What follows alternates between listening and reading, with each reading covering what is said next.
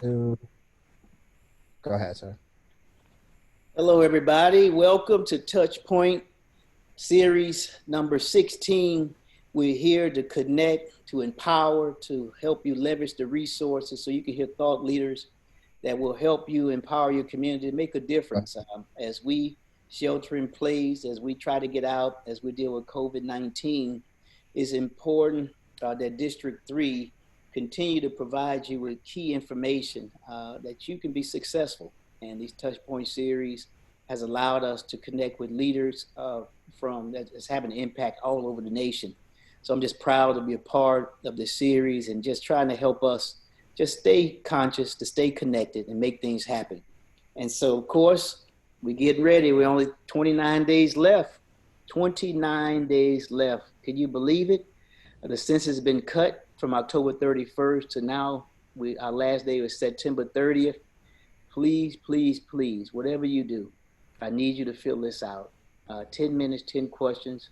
2020census.gov is easy. You can do a phone call, but it's so important that you fill this out. It's about our seniors having meals. It's about our young people having activities, from school lunches to books to new school funding. All of these things are very important, and it all counts on you. You know, we only do it once every 10 years, and it's worth $1.8 billion. And I think Jay Fly can attest to it. Music, education, all of those things are impacted by the funding that we get from our census, all population based. So whatever we fill out, whoever's counted, that's how much money we get. That means if you have 753,000 people in DeKalb, but only 650,000 is counted, guess what? You're only gonna get money for 650,000. At least 100,000 people who may need services and resources that we have to find the funding for. And guess what? If we don't get it from the federal government, we have to take it from our local budget. And that money then have to take it from other places. And why would do that when we can get that money that's owed to us and make a difference? So we have a chance to get $1.8 billion a year for the next 10 years. So please, you all, fill out the census. We need your help. Again, you know, it's about DeKalb County Counts 2020.org. You can look at for volunteering opportunities, but do your census. We need your help so you can really, really make a difference in our community. So please, please, please, whatever you do, let's fill it out. Thank you. And so other part is voting is coming up. We have a special election in District 3 to fill the unexpired term of Congressman John Lewis, which was a stalwart around equal rights for all people. September 29th is the election, special election.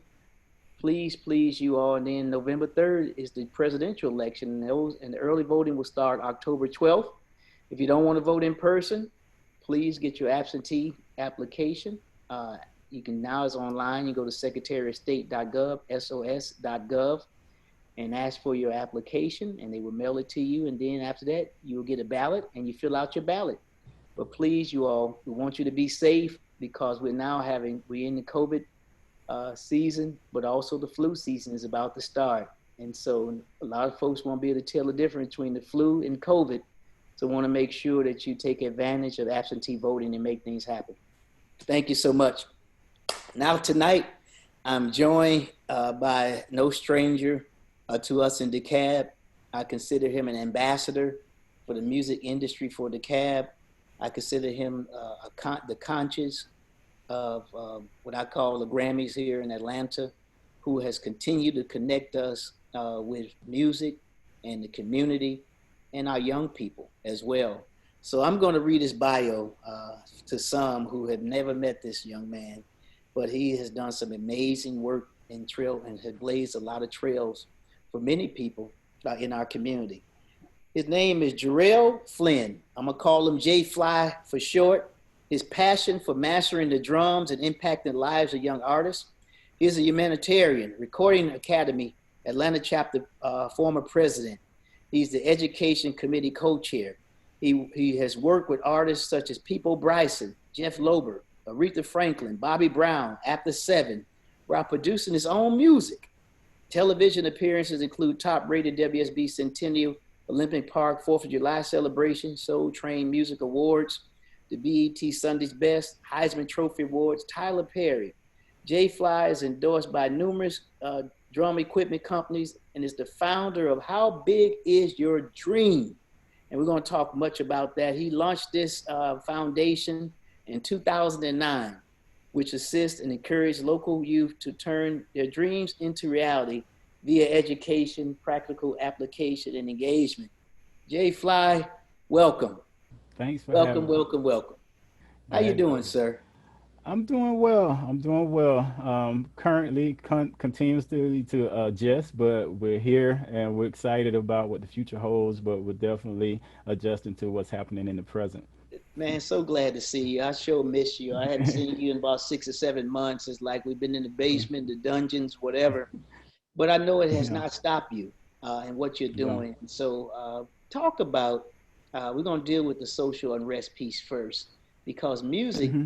plays a very key role in what is going on around racism, police brutality.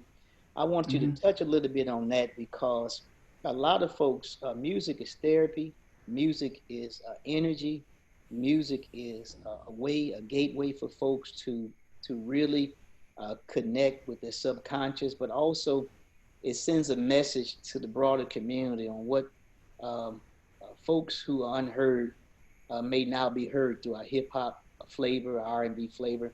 But talk about how music plays a role in a lot of these social justice movements. Well, it's so interesting, Commissioner, because now I'm thinking about it. The last major show that I did in Georgia, I did one other show at Disney World after we did ours, but it had everything to do with appreciating our culture through music. And nobody, nobody would ever thought that that would have been, an awareness that would allow us to appreciate where we come from. It was the Renaissance show, Unity concert, and we was talking about the soundtrack of America and all of our artists that help. Well, a portion of them that we can accommodate in the time that help really lay out the soundtrack of what we love today.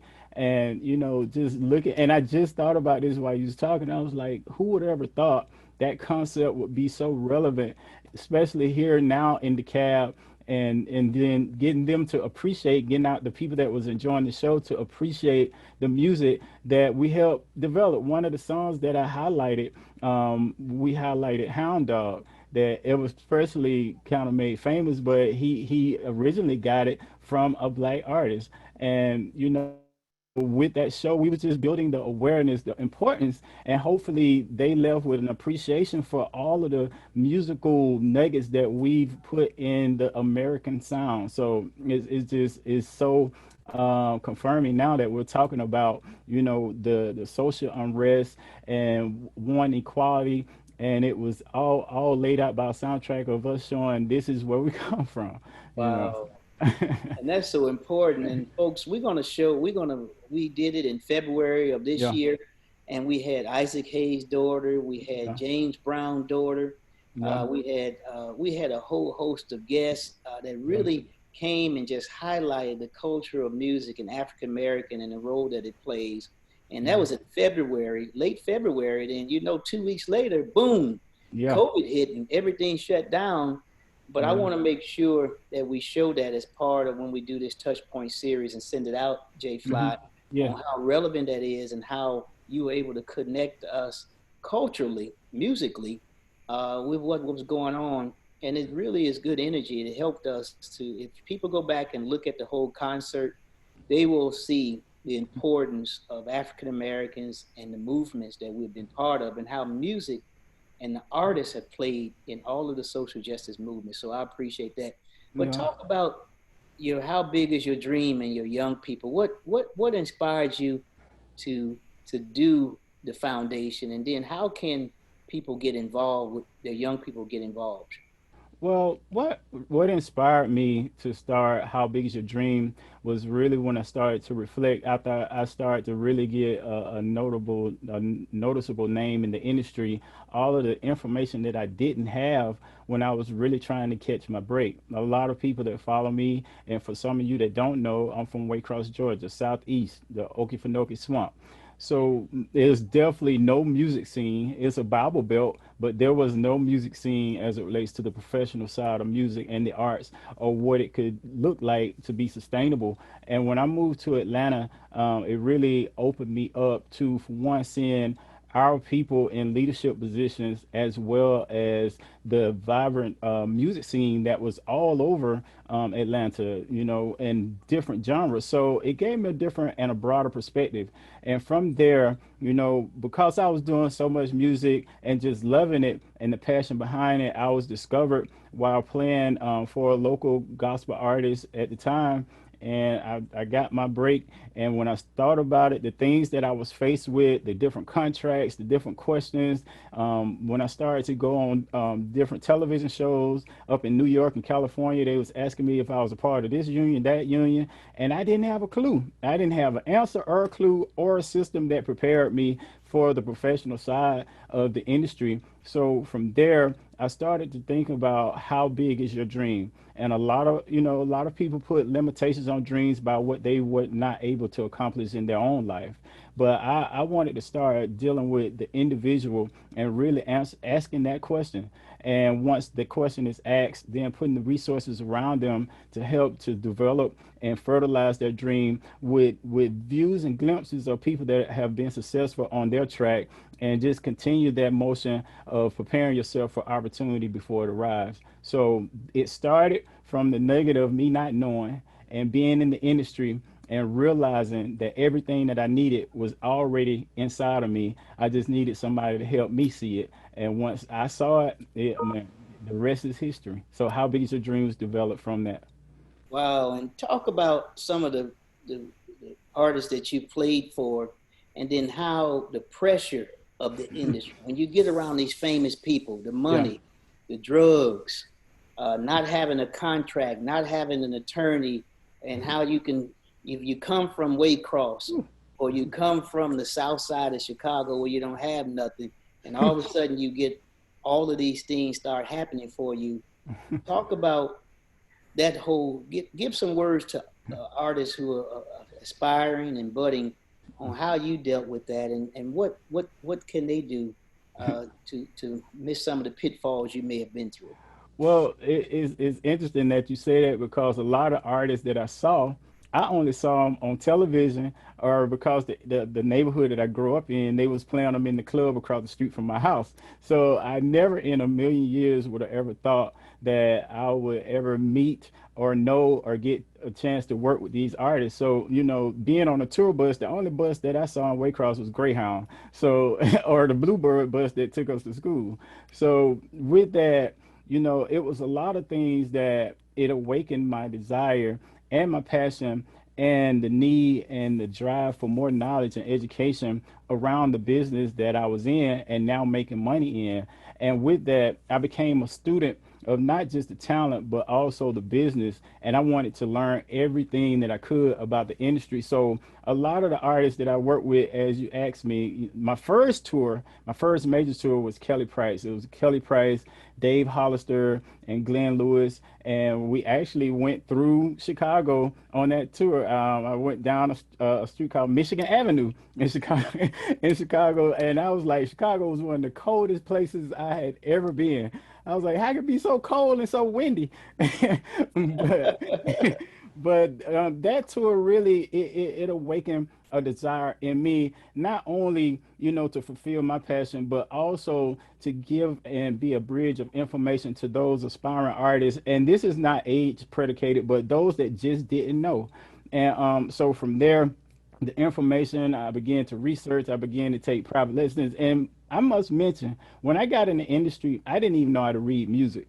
uh, Everything was by ear. I didn't have an appreciation for music education because I felt like it was too slow. Nobody ever really said you're gonna need this to sustain you through your career. So I didn't know how to read music. All I know, if I heard it and I could play it. So what pushed me to the education side of music was I was doing a jingle.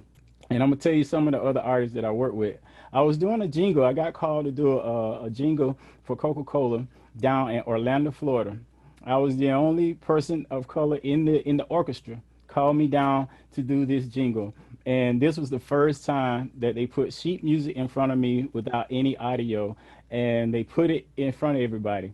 So remember, I'm paid to come. They paid for my flight, my per diem, and the hotel. So I'm this hot drummer that everybody been telling them about from Atlanta. I sit down, and the conductor starts to count off the music. It started with a drum fill for me. Of course, Mm, I can't read music.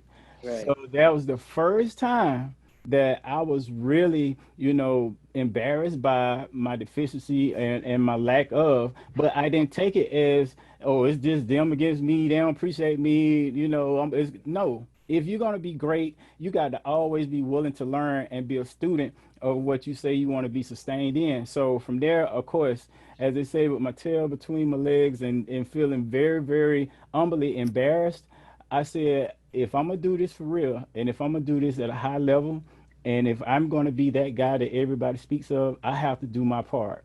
So I started taking individual lessons, learning how to read, and I've been educating myself on music from other than just my instrument, but I now know keyboards, I know bass, I know other instruments that surround my general instrument of choice. And from there, it became a thing of me being able to play on bigger shows. So from the Kelly Price, I started working with Montel Jordan. I left Montel Jordan. I did a show with Ryan Cameron on, at the time, Turner South. It was called That Comedy Show, and it birthed a lot of comedians out of that show. And from there, Soul Train Awards, Sunday Best. I had a chance to work with Al Green and Ann Nesbitt.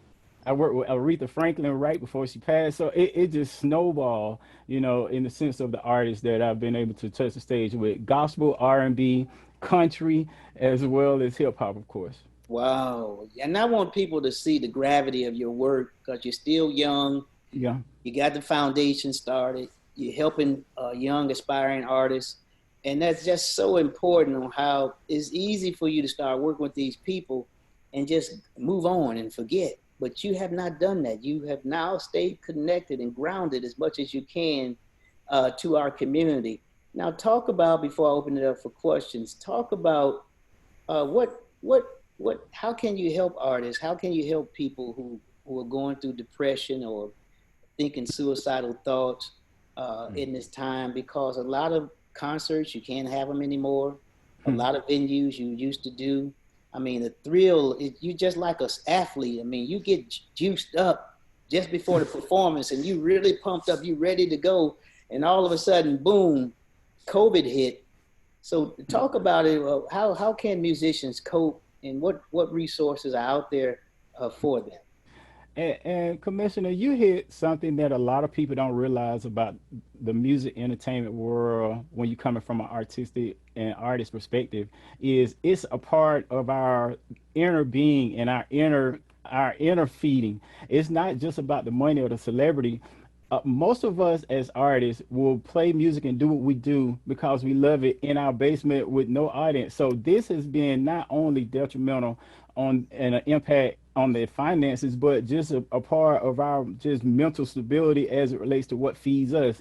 And fortunately for me, I have a foundation that I'm still able to be involved. And what I started to do was bridge the gap with parents that had kids that the arts wasn't distributed or available online when they transitioned on to the homeschooling environment. So we was able as a foundation to come together, and this was a challenge for me. We had never done a virtual Academy of the Arts because one thing about music, it's all about engagement. It's all about the energy of you coming together, the camaraderie, you feeding and you feeling each other. But Yeah. it pushed another this pandemic, this crisis, this time, this period in my life, it pushed another budding, blossoming tree out of J Fly. And I could either run from it or accept it, but the call was a lot bigger than the fear of for me. And with that, we developed a virtual platform of training, educating, and providing the music and the arts, as well as different partners that we have that help them cope during this time. So we was able to have our partners that deal with, counseling as well as group sessions to help them be able to get and channel those thoughts because what they're dealing with now we read in textbooks. Right. One of on one side, the pandemic is saying stay home and isolate. On the other side, the civil injustice is saying come together and unite. So we're pulled in two areas of are we gonna come together and unite, or are we gonna be scared to come together because we don't want to get. So it's very very terrifying for a lot of the families. I've been applauding your efforts of what you've been doing in the community because a lot of people don't understand. And even to your point about the census, when a lot of kids are not in school, they don't eat because a lot of kids depend on school lunches when they're in school. And then you have a parent that's working, trying to provide, a lot of cases, single parent. So it got really heavy, really quick. And for me, I had to for one for first I had to get myself together. So Yes. I Yes. would so That's I right. wouldn't panic because I had dates on my calendar all the way through December.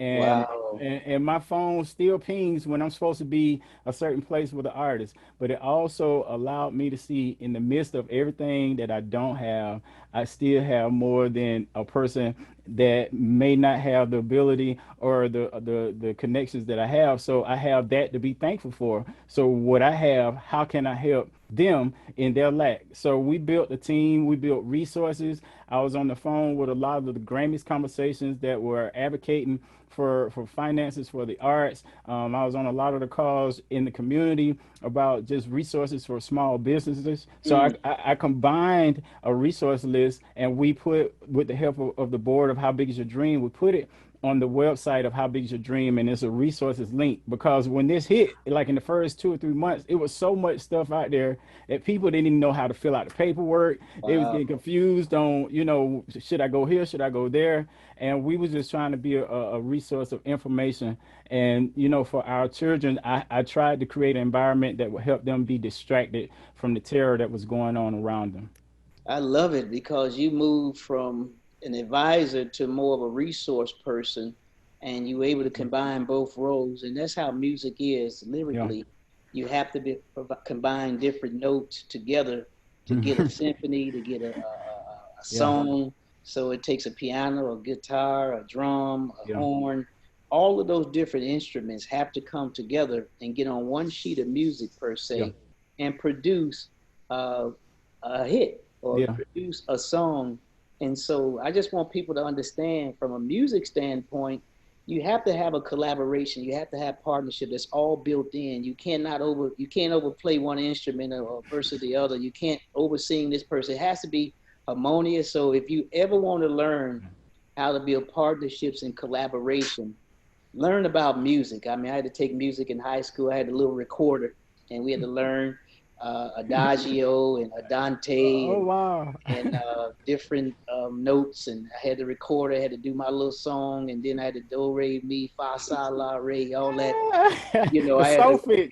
I had to get all of those things, not knowing how Yeah. important Yeah. music is to math and science and how those things work. And we have a DeKalb School of the Arts is one of the last year was ranked one of the top 200 schools in the nation. Wow. So those kids are performing over and beyond the call of duty, and they love the arts, but they also scholastically are doing well. And so music plays a key part in our scholastic achievement, in our environment and collaboration. So I just want people to understand when we talked about this topic tonight, this man here is providing resources. He's an advisor, but he's just a guy who wants to see other people succeed, and that's why he's on tonight. And dealing with in music is therapy. Music Yeah. is a thing that brings people together.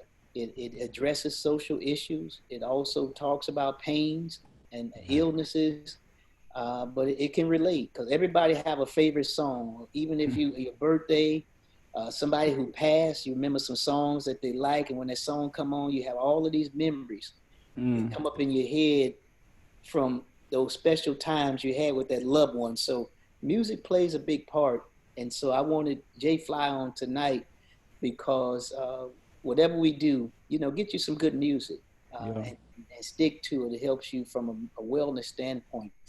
One last question before we open it up. Uh, how will you tell people what type of plan you think people should be planning right now, artists? What should they be planning because we're not going to be in COVID forever. Yeah. What give us like two or three nuggets on what they should be planning for. Well, for me, I would say, always go back to what got you started in the beginning and what birthed or ignited that passion from the beginning before all of the money and the fame, and really dig back into the true essence of the transparency and the genuineness of what got you started and motivated. And for me, I've just been trying to educate myself on the history and my craft, and practicing much more. I didn't take this as a time to lay off or not to practice.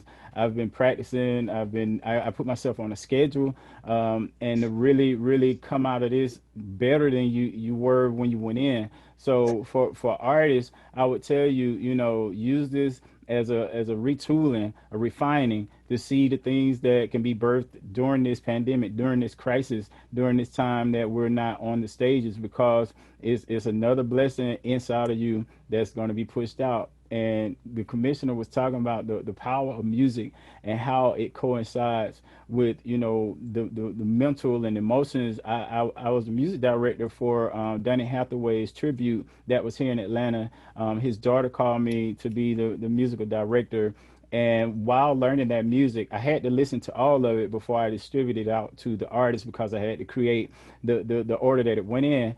And I was asking her, I was like, I'm listening at how this music went from so happy and joyful to the pain and the anguish that I felt. And she explained to me, she like, well, Jay, these songs that you're talking about now, not knowing, she's like, this is when he started dealing a lot with mental stableness, and really started and contemplating suicide, and really Wow. having a lot. And it was so dark. I would have to come off of his music when I was in that section of it. And like the songs for All We Know, just the songs that when he was just playing without no band. And she's like, Jay, that was where he was in that time of his life. And I'm just giving credence to what you said about how powerful music is, and how much of a release it can bring. A lot of joy, but it can bring a lot of misery depending on where the artist is writing from and their perspective Right. during that time. Thank you so much. You know. I want to open up for a few questions and turn it over to, I call them my executive producers, Ms. Atwater, Mr. Craig, and Brandon Fields, because they're the creators, help co-create this show. Mr. Fields, any questions, or Mr. Craig, or I guess? Yes, sir. That was excellent. That was excellent. We do have some questions. Hold on, let me pull them up.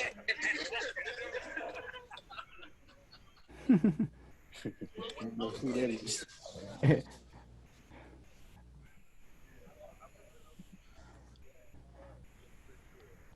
Okay, here we go. All right.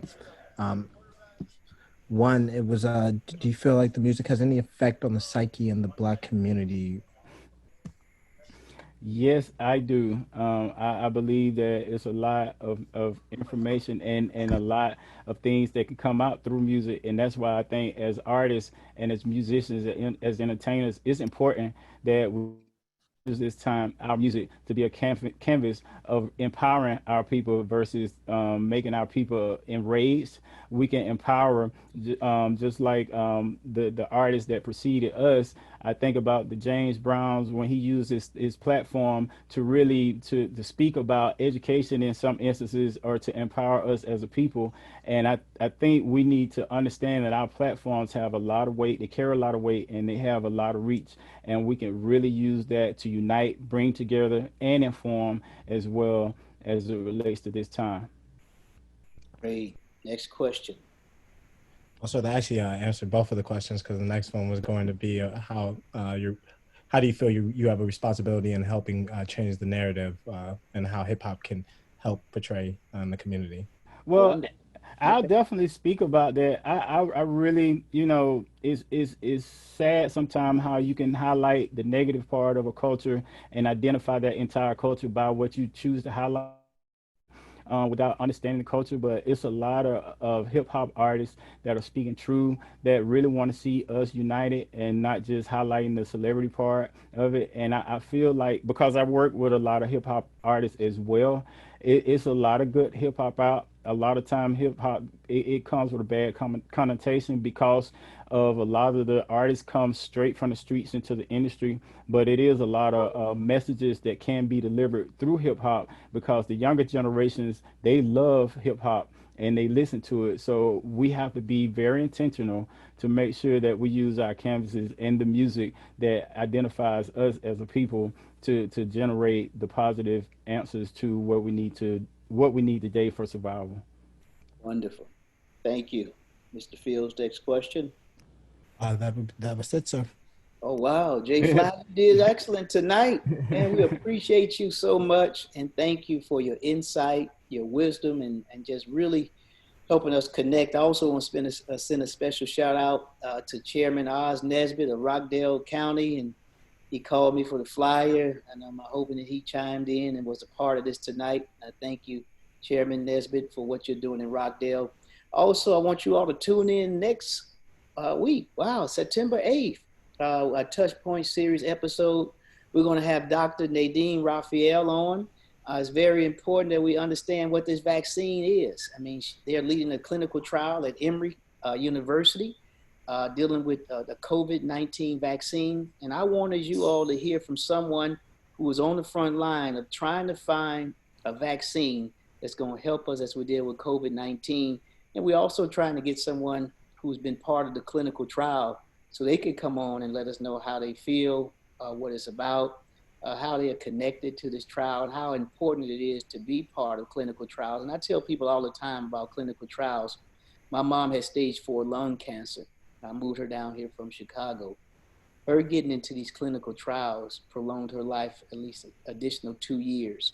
And that clinical trials, and you have to get involved, African Americans and people of color, because that's how we're going to solve the issues and illnesses that plague our people. So learn about them, be a part. It's going to be a great opportunity. And so the goal is of Touch Point is to unite, to build collaborations, strong partnerships, and continue to move us forward. So again, wear your mask, stay 6 feet apart, enjoy your holiday that you're about to have, and let's be safe. We got a lot of good events coming up in September. We got a big back to school event happening September 26 at South DeKalb Mall. We're going to give away about over 500 book bags with school supplies, and we're working on some fruits and vegetables for the families. So you all please be a part of what we're doing in District 3. I'm your Commissioner Larry Johnson. Again, thank you, Jay Fly, for all you're doing to make people's dreams come true. And thank you to the District 3 staff and all the people who tuned in tonight. You could have been anywhere else, but thank you for being a part of Touchpoint. God bless you all. You all stay safe. See you September 8th, and let people know we're going to be talking about the vaccine trials, clinical trials, and you need to hear that information. Take it easy, everybody. Bye-bye.